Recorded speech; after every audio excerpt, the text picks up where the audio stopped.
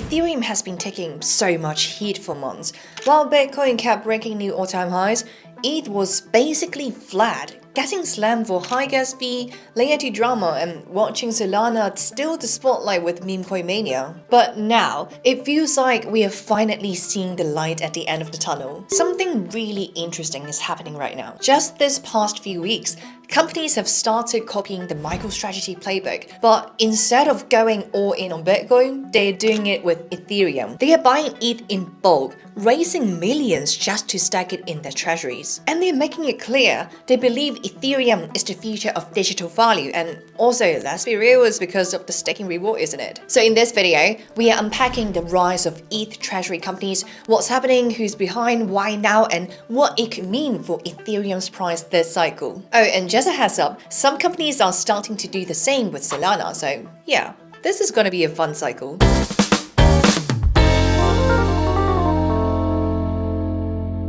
Alright, so let's start with a bit of context. Back in 2020, when the world was still figuring out what COVID even was, MicroStrategy made headlines by doing something most public companies would never dream of. They put Bitcoin on the balance sheet, and it wasn't just a little, they went all in. Today, MicroStrategy holds over 600,000 BTC, worth more than 70 billion at current prices. And that move kicked off the era of Bitcoin treasury companies, like publicly traded companies start buying Bitcoin as a reserve asset. Some call it a hedge against inflation, others said it was reckless, but here's the thing. It worked. MicroStrategy stock pumped even harder than Bitcoin itself, and suddenly corporate crypto treasuries became a thing. It even attracted a lot of zombie companies which are not generating much revenue per se, using this playbook and basically saved their entire businesses. Now, fast forward to today, we are seeing a new version of the same playbook. Except this time, it's not Bitcoin, it's Ethereum. So the big question is, why Ethereum? Why are the companies suddenly bullish on ETH? Well, turns out it comes down to a few major reasons. Number one is the staking rewards. Since Ethereum's merged to proof of stake, you can now stake ETH and earn passive yield. And guess what? TradFi loves that. It means the treasury isn't just sitting there, it's working for them. Number two is that ETH is a programmable money. You can use it in DeFi, you can tokenize assets, you can build apps on top of it. While Bitcoin is a stored value, Ethereum is infrastructure. The third reason is actually with stablecoins. Over 90% of the world's stablecoins live on Ethereum, and guess what? Every transaction on Ethereum pays gas in ETH, so as stablecoin usage grows, so does the demand for ETH. Number four is with institutional interest. BlackRock has bought more ETH than Bitcoin this year. That's right, 156 million in ETH versus 125 million in BTC. That's not a meme, that's real institutional allocation. And number five is with the Ethereum ETFs. With ETH spot ETFs approved in the US, ETH is now officially legit in the eyes of TradFi. That unlocks billions in potential inflows. So now that we understand the why, but who are the companies actually doing this? Well, let's take a look at the top 3 companies that are holding ETH in the treasury. First one we have is Bit Digital. Bit Digital is one of the biggest Bitcoin mining companies, but in the second half of 2025, they made a massive pivot. They are basically all in on ETH right now. They sold 280 BTC and raised 172 million in new funding. And as of today, they now hold over 100,000 ETH in their treasury. That makes them one of the largest ETH holders among all public companies. Their CEO literally said they want to become the most preeminent Ethereum holding company in the world, and they are staking everything. Next, we have got SharpLink Gaming, a company led by none other than Joseph Lubin, the co-founder of Ethereum. SharpLink holds over 215,000 ETH as of July 2025.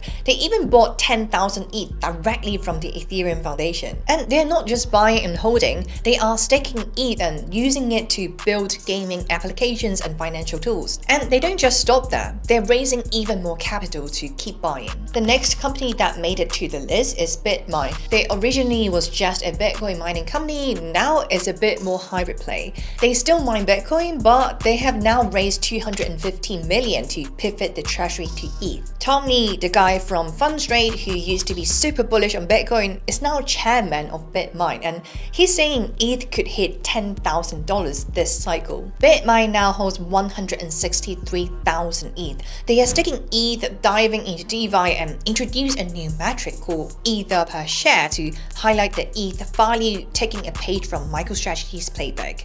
The stock surged 3,000% in days after the announcement, though it has now retraced and almost back to where it was. Now, I know what you're thinking. Everything Ethereum does, Solana can probably do it better, right? So are companies doing the same with Sol? Well, short answer is yes, but on a much smaller scale. First, we have DeFi Development holds 846,000 Sol, aiming to be the largest public holder of Sol. Uptassi and Sol Strategies have also integrated Solana into their treasuries, but their holdings are less transparent. So what I'm saying is that so far, ETH is still the dominant choice for treasury plays, but if this trend catches with Sol, we might see a new category for Solana treasury companies. And in the past few weeks, we have seen that it's not just crypto-native firms going all in on ETH.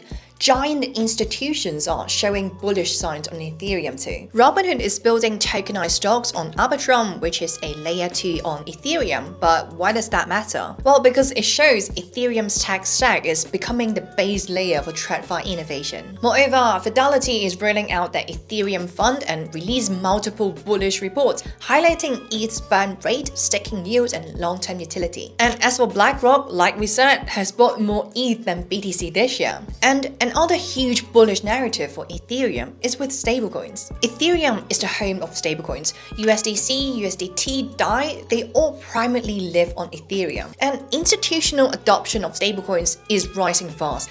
BlackRock, JP Morgan, PayPal, all working on tokenized dollars. And remember, here's the key. All that stablecoin usage pays fees in ETH. So the more the world uses stablecoins, the more demand there is for ETH. And that's why the bulls are saying that ETH isn't just some speculative tech stock. It's becoming the monetary backbone of the digital economy. But just before you get all hyped up and click that buy button, let's take a step back and ask this really important question.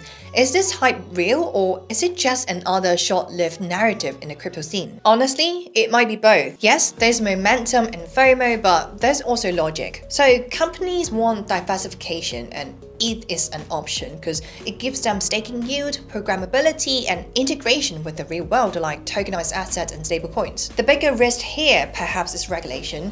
After all, the SEC hasn't officially declared ETH as a non-security. If they suddenly classify ETH as a security, that could change everything. But personally, I wouldn't stress about that too much. We already have spot ETF approvals, Wall Street institutions piling in, and a friendlier SEC tone. So I would say that risk feels a lot lower compared to what it was 6 months ago. Alright, so we know institutions and basically everyone on Twitter are so bullish. Let's now talk numbers and price prediction. Where could ETH go in this cycle? Well, so here are some predictions. Fnac analysts predicted ETH could reach 22,000 by 2030 in the bad case scenario. Tom Lee is saying 10,000 ETH this cycle, and Forbes has a headline prediction of 15,000. So that's just what these moon boys are saying, but if you ask for my own opinion, if ETFs bring real inflows and the ETH treasury trend continues, 6,000 is doable, 10,000 is moon territory, and 15,000 would be insane. But hey, we are just guessing here. These are just financial opinions, not financial advice. Alright, so let's wrap up this video. Basically, we're seeing ETH's fundamentals grow stronger than ever. We've got public companies buying ETH in bulk, the stablecoin narrative exploding, and institutions stepping in big time with growing demand for ETH ETF. Perhaps at first glance, this ETH treasury trend might seem like just another crypto narrative, but it shows that it's rooted in something real.